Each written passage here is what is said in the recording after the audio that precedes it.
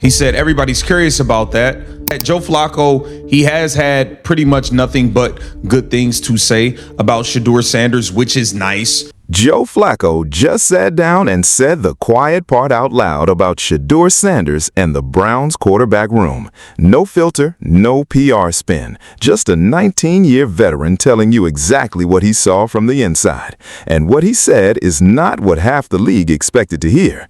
Everybody wanted drama. Everybody wanted beef. Instead, they got something a lot more interesting. Stick around, because by the end of this video, you're going to understand exactly why this messy situation everybody keeps talking about might not be messy at all. Let's set the scene first, because context matters here.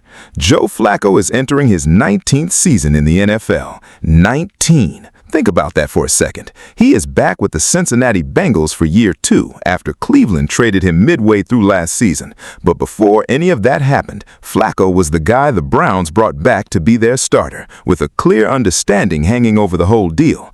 Cleveland was going to draft a quarterback for the future. That is exactly what they did. They came away from the 2025 draft with 2 names, Dillon Gabriel and Shedeur Sanders. So picture that quarterback room, a 40-year-old veteran who has literally won a Super Bowl, and 2 rookies who both know their entire careers depend on beating him out. That is not a normal hangout session. That is pressure from every direction. And this is exactly the kind of situation that gets people talking about tension, about awkwardness, about a locker room ready to blow up. Heavy.com sat down with Flacco and asked him directly about it. Not a soft question. They wanted to know what it was actually like sharing a quarterback room with 2 rookies gunning for his job. And Flacco did not dodge it. He leaned into it. He told them everybody is curious about that dynamic, and he gets why. But then he started breaking down what the room actually felt like day to day. And that is where things get interesting, because it is not the answer a lot of fans were bracing for. He did not throw anyone under the bus. He did not hint at friction. He described something that honestly sounds a lot more normal than the headlines would have you believe. And considering how much noise has surrounded this Browns quarterback competition all offseason, hearing it straight from the guy who lived it changes the entire conversation. He said everybody's curious about that. I mean, listen, it was a quarterback room. It was no different than any other quarterback room I've been a part of. I usually have good relationships with those guys, and this was no other. This was no different than that. It was a group of guys kind of working towards a common goal, but at the same time competing and trying to make each other better and trying to come out on top of that whole thing. He said, but yeah, it was a typical quarterback room.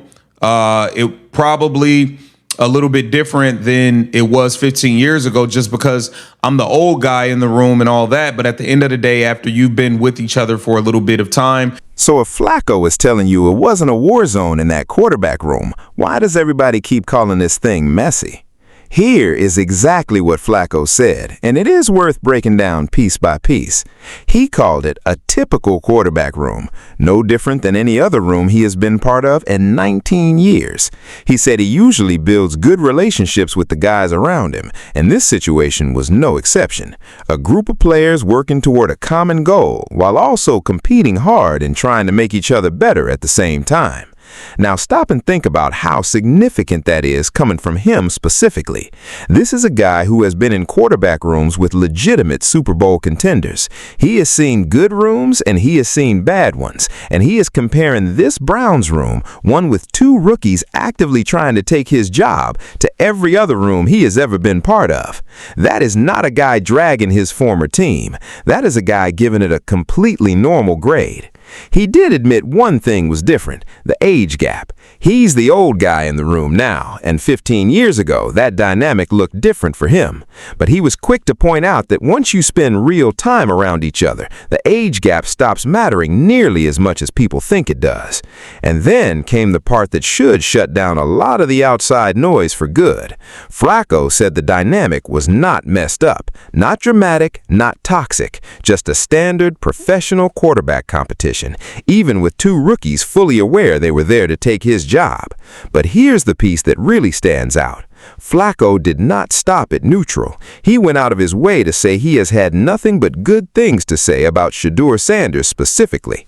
Read that again. A 19-year veteran, someone who has earned the right to be blunt and dismissive if he wanted to, chose instead to speak well of the rookie who was literally competing to replace him. That is not the language of a locker room in chaos. That is respect. And respect from a guy like Flacco does not come cheap. That he has already shared with me. And, you know, for whatever reason, it slipped my mind of the wide receiver coach background when it comes to Todd Monken.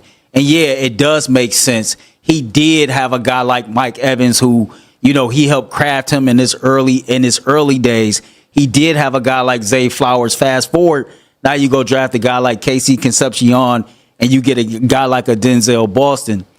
A lot of people are scared to be optimistic about Todd Monken for two reasons. While everyone was busy hunting for drama in the quarterback room, the real story was building somewhere else entirely, the head coach. Because here is where this whole messy situation narrative really falls apart. A lot of the outside panic about Cleveland this offseason was never really about the players. It was about the coaching change. Kevin Stefanski is gone, now running things in Atlanta, and Todd Monken stepped into the head coaching seat for the first time in his career. And immediately, people started picking that decision apart. He's 60 years old. He's a first-time head coach. People treated that combination like it was some kind of red flag. But dig into Monken's actual background, and that panic starts looking pretty thin. This is a coach who helped develop Mike Evans early in his career, a coach who worked with Zay Flowers. Now he inherits a receiver room that includes rookie Casey Concepcion, rookie Denzel Boston, camp standout Isaiah Bond, and tight end Harold Fannin Jr. That is not a coach walking into a bare cupboard. That is a coach walking into raw talent that fits exactly what he has succeeded with before. And it is not just about talent evaluation. It is about how he built his staff. Reports out of Cleveland describe Monken assembling a group of position coaches who know how to develop players, and then trusting them enough to actually let them coach instead of hovering over every decision. That matters more than people realize. Whether you are a rookie head coach or a 10-year veteran, you are only as good as the staff around you. Look at what happened to Kevin Stefanski's own performance once a key assistant left this building. The staff makes the coach. There is also the authenticity piece, and this one keeps coming up from people around the building. Players want a boss who tells it like it is, somebody who does not sugarcoat, does not posture, and does not pretend. Monken reportedly brings exactly that, and it's already showing up in how players are talking about him behind the scenes. Is there a learning curve for a first-time head coach? Absolutely. Nobody serious is denying that. Plenty of great coordinators have failed once the full head coaching job landed on their desk.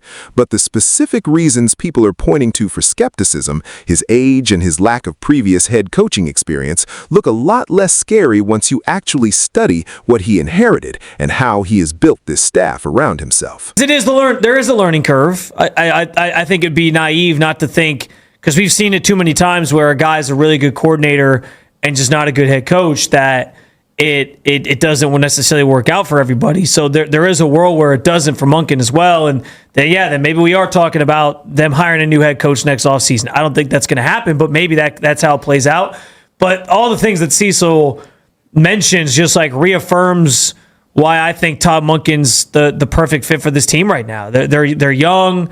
They're looking for a culture to be built. And I do think Kevin Stefanski, I understand on the way out the door. This is not a franchise in chaos. This is a franchise quietly building a foundation, and almost nobody outside the building wants to admit it. So let's connect the two pieces, because together they tell a much bigger story than either one on its own. You have a 19-year veteran quarterback openly praising a rookie who is trying to take his job. And you have a first-time head coach whose entire staff-building approach and the way players are already responding to his authenticity suggests this is a program that knows exactly what kind of culture it is trying to build. That is the real headline buried underneath all the messy situation talk. Cleveland is not dealing with dysfunction. It is dealing with the normal, healthy tension of legitimate competition, run by a coach who has apparently earned buy-in from his locker room faster than expected for someone in his very first year on the job. Think about how much harder this offseason could have gone. Flacco could have stayed quiet, or worse, could have hinted at frustration about being pushed out by two rookies. Instead, he chose to speak well of the guy competing directly against him. Monken could have walked in trying to prove himself by being distant or overly controlling with his new staff. Instead, the reporting suggests the opposite, a coach who delegates and lets his position coaches actually coach. None of that happens by accident. Culture like that gets built on purpose, and it usually starts with the guy at the very top setting the tone. If Monken really is pulling that off in year one, while also inheriting a quarterback competition this loaded and this scrutinized, that tells you a lot about where this organization might actually be headed, regardless of what the outside noise wants you to believe about how messy things supposedly are in Cleveland. And that is really the whole point of pulling this apart today. The word messy gets thrown around constantly in this league because drama drives clicks. But when you actually go source by source, quote by quote, the picture that shows up is a veteran being classy, a rookie earning genuine respect, and a first-time head coach building something that has real people inside that building buying in early. That is not chaos. That is a foundation. You know, the people want authenticity in their coaches. They want authenticity in their bosses. They want authenticity in their leaders and in their life. The fact that he is totally authentic and tells it like it is, that seems like something that a lot of the players are saying they like as a quality in him. Like he just feels like the right fit. And I think all the things that Cecil laid out are reasons why the idea of Todd Monken being a one-and-done head coach just doesn't really sit well with me, because I don't see it that way. I think he's going to have some time to actually build something here, both from a X's and O's offense standpoint, where this group needs to grow and you know, take a lot of steps from last year and find their quarterback and all those questions. So before you believe the next Browns in disarray headline, ask yourself if it actually lines up with what the people inside that building are saying. Let's recap what we actually know here, straight from the source. Joe Flacco called the Browns quarterback room a typical room, no different than any other he has been part of in 19 years, even with two rookies gunning for his job. He specifically said he has nothing but good things to say about Shedeur Sanders. That is not spin. That came directly from him. At the same time, Todd Monken is stepping into his first head coaching job, carrying a background of developing real receiver talent, and he has built a staff that people close to the situation described as authentic, trusted, and hands-off in the right ways. Yes, there is a learning curve. Nobody is pretending a first-time head coach is a finished product on day one. But the specific reasons for panic, his age and his inexperience at this level, look far less concerning once you actually look at what he has assembled around him. Put those two stories together, and Cleveland does not look like a franchise in crisis. It looks like a franchise navigating a genuinely difficult quarterback situation with far more professionalism than it is getting credit for.